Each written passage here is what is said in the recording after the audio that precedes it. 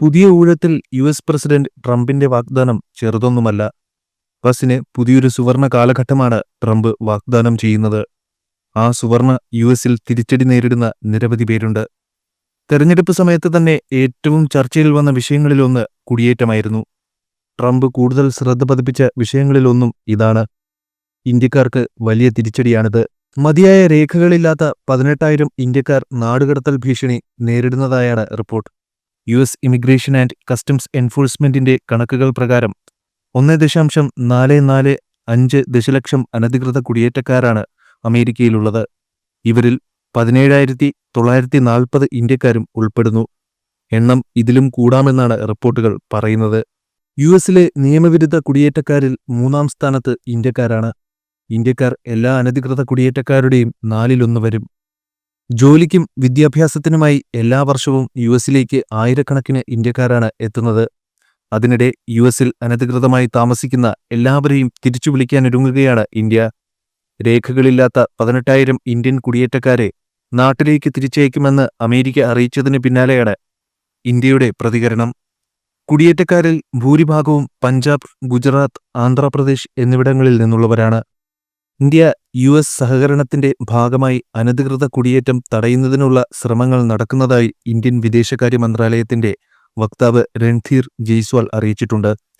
കഴിഞ്ഞ ഒരു വർഷത്തിനിടെ 10,000-ലധികം അനധികൃത ഇന്ത്യക്കാരെ തിരികെ കൊണ്ടുവന്നതായും റിപ്പോർട്ടുകൾ പറയുന്നു.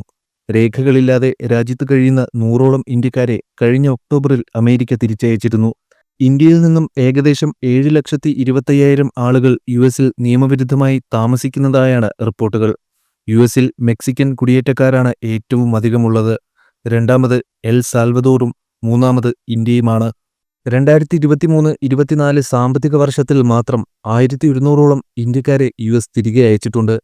ഇന്ത്യൻ സർക്കാരിന്റെ സഹകരണത്തോടെയായിരുന്നു നടപടി. നാടുകടത്തലിന് ഇന്ത്യ വേണ്ടത്ര പിന്തുണ നൽകുന്നില്ലെന്ന് യുഎസിന് പരാതിയുണ്ട്. അനധികൃത കുടിയേറ്റങ്ങൾക്കെതിരെ കടുത്ത നിലപാടുമായി മുന്നോട്ടു പോകുകയാണ് ട്രംപ്. മെക്സിക്കൻ അതിർത്തിയിലുൾപ്പെടെ കുടിയേറ്റം തടയാൻ കർശന നടപടികളാണ് സ്വീകരിക്കുന്നത്. അനധികൃത കുടിയേറ്റം തടയാൻ മെക്സിക്കോ അതിർത്തിയിലേക്ക് 1,500 സൈനികരെ കൂടി അയക്കുമെന്ന് വൈറ്റ് ഹൗസ് അറിയിച്ചു. 500 മറീനുകൾ, സൈന്യത്തിലെ ഹെലികോപ്റ്റർ, ഇന്റലിജൻസ് വിശകലന വിദഗ്ധർ എന്നിവർ ഉൾപ്പെട്ട സംഘത്തെയാണ് അതിർത്തിയിലേക്ക് അയക്കുന്നത്. നിലവിൽ അതിർത്തിയിലുള്ള 2,200 സൈനികർക്കും 1000-ലേറെ നാഷണൽ ഗാർഡുകൾക്കും ഒപ്പമാണ് ഇവർ പ്രവർത്തിക്കുക. യുഎസിൽ ജനിക്കുന്ന എല്ലാ കുട്ടികൾക്കും യുഎസ് പൗരത്വം ലഭിക്കുന്ന നിയമം റദ്ദാക്കാനുള്ള ഉത്തരവിലും ട്രംപ് ഒപ്പുവെച്ചു കഴിഞ്ഞു. ഇതിന്റെയും പ്രത്യാഘാതങ്ങളെക്കുറിച്ചുള്ള ചർച്ച സജീവമാണ്. പുതിയ യുഎസ് വൈസ് പ്രസിഡന്റ് ജെ.ഡി. വാൻസിന്റെ ഭാര്യ ഇന്ത്യൻ വംശജയാണ്. ട്രംപിന്റെ ഉത്തരവ് വൈസ് പ്രസിഡന്റിന്റെ ഭാര്യ ഉഷയുടെ യുഎസ് പൗരത്വം നഷ്ടപ്പെടാൻ ഇടയാക്കുമോ എന്നും ട്രോളുകൾ പ്രചരിക്കുന്നുണ്ട്. ആന്ധ്രാപ്രദേശിൽ നിന്ന് യുഎസിലേക്ക് കുടിയേറിയ ദമ്പതികളുടെ മകളാണ് വാൻസിന്റെ ഭാര്യ ഉഷ ചിരുഗുരി വാൻസ്. ഉഷ ജനിക്കുന്ന സമയത്ത് അച്ഛനും അമ്മയ്ക്കും യുഎസ് പൗരത്വം ഉണ്ടായിരുന്നില്ല. മാതാപിതാക്കളിൽ ഒരാൾക്കെങ്കിലും യുഎസ് പൗരത്വമില്ലെങ്കിൽ അവരുടെ മക്കൾ യുഎസിൽ ജനിച്ചാലും പൗരത്വം നൽകാൻ സാധിക്കില്ലെന്ന രീതിയിൽ നിയമഭേദഗതി നടപ്പാക്കാനാണ് ട്രംപ് ഉദ്ദേശിക്കുന്നത്. ട്രംപിന്റെ ഭേദഗതിക്ക് മുൻകാല പ്രാബല്യമില്ല. അതിനാൽ ഉഷയുടെ പൗരത്വത്തിന് ഭീഷണിയൊന്നുമില്ല.